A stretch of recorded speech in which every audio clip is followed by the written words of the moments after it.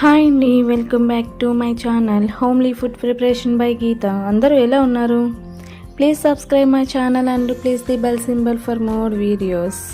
ఇవాళ రెసిపీ వచ్చేసి గులాబ్ జామున్ అండి. చాలా ఈజీగా ఇంట్లోనే తయారు చేసుకోవచ్చు. ఎప్పుడు గులాబ్ జామ్ చేయని వాళ్ళు కూడా ఈ వీడియో చూసి చక్కగా ఈజీగా ప్రిపేర్ చేసుకోవచ్చు. చాలా సింపుల్గా ఉంటుందండి. పక్కా కొలతలతో చెప్తాను. చాలా ఈజీగా తయారు చేసుకోవచ్చు. ఇంట్లో వాళ్ళందరూ బాగా ఎంజాయ్ చేస్తూ తింటారు. చూస్తుంటేనే నోరు ఊరిపోతుంది కదండి. సో చూసేద్దాం దీని తయారీ విధానం. ఎంటీఆర్ గులాబ్ జామ్ ప్యాకెట్ ఒకటి తీసుకున్నాను. ఇది ఒక బౌల్లోకి ట్రాన్స్ఫర్ చేసుకున్నానండి. మీకు కొలతల్లో చూపించడానికి ఒక బౌల్ని తీసుకున్నాను పిండి. ఇలా ఖాళీగా ఉండే ఒక బౌల్ని తీసుకుని దాంట్లో ట్రాన్స్ఫర్ చేసుకోవాలి. పిండిలో గిడ్డలు ఏమైనా ఉంటే ఇలా చేతితో మ్యాష్ చేసుకుంటూ ఆ గిడ్డలని చితుక్కోవాలి. చాలా సాఫ్ట్గా కలుపుకోవాలి పిండిని. సో ఉండలు ఏమీ లేకుండా చూసుకోవాలి. ఇలా చేతితో చేసేస్తే సరిపోతుంది. ఉండలన్నీ చక్కగా పోతాయి. ఇప్పుడు కాచి చల్లార్చిన పాలను తీసుకుని కొద్ది కొద్దిగా యాడ్ చేసుకుంటూ ఈవెన్గా బాగా కలుపుకోవాలి. ఎలా అంటే చపాతీ పిండిని సాఫ్ట్గా ఎలా కలుపుకుంటారో సో అలా కొద్ది కొద్దిగా పాలు వేసుకుంటూ కలుపుకోవాలి.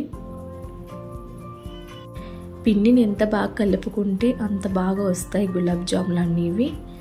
సో పిండిని కలిపే విధానంలోనే మంచిగా ఉండాలి.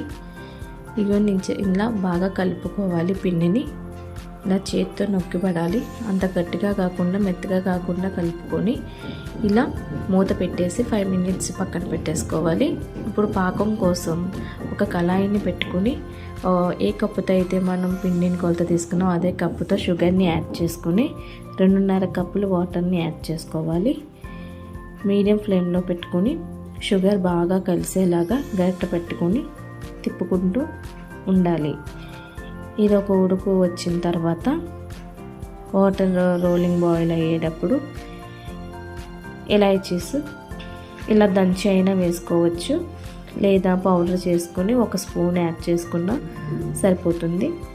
ఇలాచీస్ కూడా యాడ్ చేసుకొని బాగా రోలింగ్ బాయిల్ వచ్చే వరకు కుక్ చేసుకోవాలి. ఇలా కుక్ అయితే సరిపోతుంది. ఇది కూడా పక్కన పెట్టేసి ఇప్పుడు ముందుగా కలిపి పెట్టుకున్న పిండిని తీసి బాగా ఒకసారి కలుపుకొని రౌండ్ బాల్స్ లాగా చేసుకోవాలి.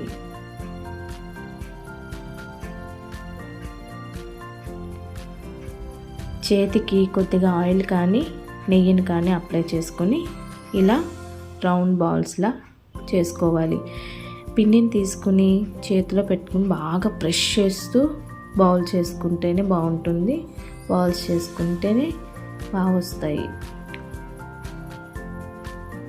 మనం డీప్ ఫ్రై చేసేటప్పుడు ఎక్కడ కూడా క్రాక్స్ రాకుండా ఉండాలంటే ఈ చిట్కా ఫాలో అయితే సరిపోతుంది. ఇలా అన్నీ కూడా బాగా ప్రెస్ చేస్తూ బాల్స్ చేసుకోవాలి. ఇప్పుడు డీప్ ఫ్రైకి సరిపడగా ఆయిల్ని యాడ్ చేసుకోవాలి. ఇలా ఆయిల్ యాడ్ చేసుకుని బాగా హీట్ అవ్వాలి.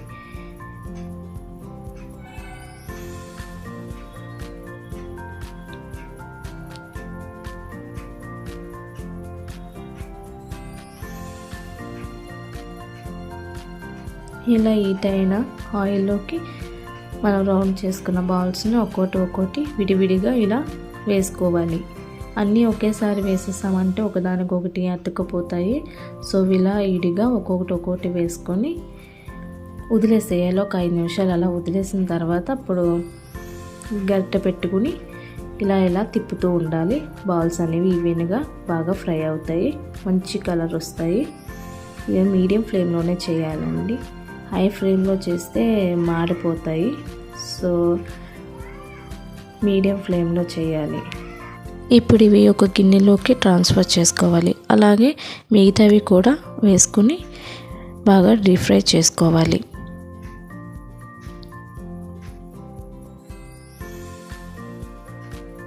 ఇలా గోల్డ్ కలర్ వస్తే సరిపోతుంది. ఇవి కూడా పక్కగా తీసేసుకొని మనం ముందుగా పాకాన్ని తయారు చేసి పెట్టుకున్నాం కదా, ఆ పాకంలోకి ఇలా వేడివేడిగా ఉన్నప్పుడే ఈ బాల్స్ని అందులోకి వేసుకోవాలి. వేసుకుని ఇలా గట్టి పెట్టి ఒకసారి బాగా కలిపి క్లోజ్ చేసేసి ఒక 10 మినిట్స్ అలా వదిలేయాలి. చూడండి 10 మినిట్స్ తర్వాత బాగా పాకాన్ని పీల్చుకొని మంచిగా ఉబ్బినాయి. చూడండి రౌండ్గా ఎక్కడ కూడా క్రాక్స్ రాకుండా వచ్చాయి. చాలా బాగుంటుందండి. ఈ ప్రాసెస్లో మీరు కూడా ట్రై చేసి చూడండి. చాలా ఎంజాయ్ చేస్తారు మీ ఇంట్లో వాళ్ళు. చాలా సింపుల్గా తక్కువ టైంలోనే ఈజీగా ప్రిపేర్ చేసేసుకోవచ్చు. కొత్తగా చేస్తున్నామన్న ఫీలింగ్ ఉండదు. సో ఇలాగ ఒక బౌల్లోకి ట్రాన్స్ఫర్ చేసుకుని జీడిపప్పుతో గార్నిష్ చేసుకుంటే చాలా బాగుంటుంది. ఈ వీడియో కనుక మీకు నచ్చితే please subscribe my channel. Thank you.